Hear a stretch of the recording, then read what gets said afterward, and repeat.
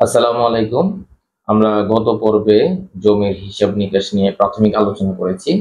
সেটা হচ্ছে হিন্দু এক ভাই নিজ রেকর্ড থেকে জমি অন্য ভাইকে লিখে দিলে এবং ওই ভাই মৃত্যুবরণ করলে, মৃত্যু ভাইয়ের ছেলেরা ভারতে চলে গেলে এবং আর ফেরত না আসলে ওই জমির মালিক কি ওই ভাই হবে যে লিখে দিয়েছিল, নাকি মৃত ব্যক্তির এক মেয়ে বাংলাদেশে আছে, সে ওই পিতার সম্পত্তির অংশ পাবে?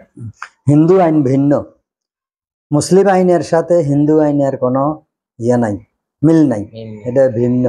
হিন্দু আইনে যদি সে লিখে দিছে যারে, তার যদি কোনো ওয়ারিশ থাকে, ছেলের হোক মেয়ের হোক, ওই ওয়ারিশেরা মেয়েরা কোনো পাবে না। মেয়ে ওয়ারিশ থাকলে মেয়েরা পাবে না। মেয়ের ঘরের নাতি থাকলে নাতিই পাবে। আর ছেলের ওয়ারিশ থাকলে ছেলেরা পাবে, ছেলের মেয়েরাও পাবে না। হিন্দুরা ধর্মে, হিন্দু আইনে মেয়েরা কোনো অংশ পায় না। মেয়েরা কোনো সম্পত্তি না, পায় না? সম্পত্তি পায় না। মেয়েরা স্ত্রীও স্বামীর কাছে এটা কিচ্ছু পায় না। পায় না। ওইটা ছেলের ঘরের, মেয়ের ঘরের ছেলে হইলে পাইব, বা ফুতের ঘরের ছেলে হইলে পাইব। মানে হিন্দু ধর্ম হচ্ছে শুধু ছেলেরাই হচ্ছে সম্পত্তির মালিক, মেয়েরা কোনো সম্পত্তির মালিক না। ইসলাম ধর্ম এটা মেয়েদেরকেও দিছে। হ্যাঁ, মেয়েরাও দিছে। হিন্দু আইনে আর মুসলিম আইনে ভিন্নতা। কিন্তু বর্তমানে এখন কি হবে, মানে এখনো কি আগের মতোই আছে? হ্যাঁ, এখনো আগের মতোই আছে। এটা ওই ইয়ারা পাবে না। মানে তার যদি ভারতে চলে যায়, তাহলে ওই যারে লিখে দিছে তার ছেলের ওয়ারিশ বা মেয়ের ঘরের ছেলে যদি থাকে, ওই তারা পাবে। এখানে বলছে, বা নিজের ভাইয়ের ভাতিজা যদি থাকে, তারা পাইতে পারে।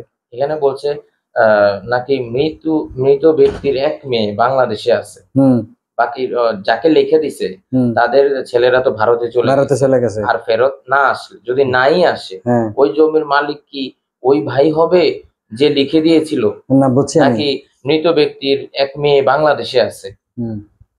ওই মৃত ব্যক্তি লিখে দিছে ইয়ারে কিনা কয়, যাকে লিখে দিছে সে হিন্দু আইনে চলে গেছে, ভারতে চলে গেছে, তাহলে তার সম্পত্তিগুলি পরিত্যক্ত হয়ে গেছে। অর্থাৎ পরিত্যক্ত সম্পত্তির মালিক সরকার। অটোমেটিক্যালি। হ্যাঁ, অটোমেটিক সরকার। মেয়ে আছে, হ্যাঁ, তার মেয়ে সে তো লিখে দিছে। মেয়ের কোনো রাখে যায় না এমনি, মানে সে ফালাইয়া যায় নাই, মানে আমার সম্পত্তি আমি মরে গেছি, সম্পত্তি রেখা মরে গেছি, এরকম না। না, যদি এরকম হয়ে থাকে তাহলে ওই মেয়ের ঘরে ছেলে পাইব। যদি মেয়ের ভবিষ্যতে, যদি সে কার করে লেখা না দিয়া যায়, এইভাবে এমনি মরে যায়, মরে গেলে তার সম্পত্তি এমনি ফেরে গেলে রইলো। তার ছেলে নাই, মেয়ে আছে, মেয়ে বিবাহ দিয়ে ফেলছে, মেয়ে অন্য ঘরে চলে গেছে।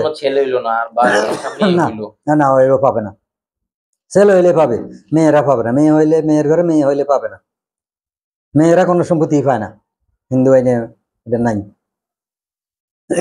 হিন্দু আইনে হইলো ওই মেয়ের ঘরে যদি ছেলে থাকে, নাতি পাবে। নাতির ঘরে ফন্তিন থাকলে ফন্তি পাবে। অর্থাৎ নাতির ঘরে মেয়ে আছে, মেয়ে পাবে না, কিন্তু মেয়ের ঘরে ফন্তিন আছে, ও ফন্তি পাবে, ছেলে পাবে। খুবই ইন্টারেস্টিং এই বিষয়ে হিন্দু ধর্মের যে হিসেবটা, এই হিসেবটা আমরা বিস্তারিত আরো একদিন অন্য আলোচনা করব।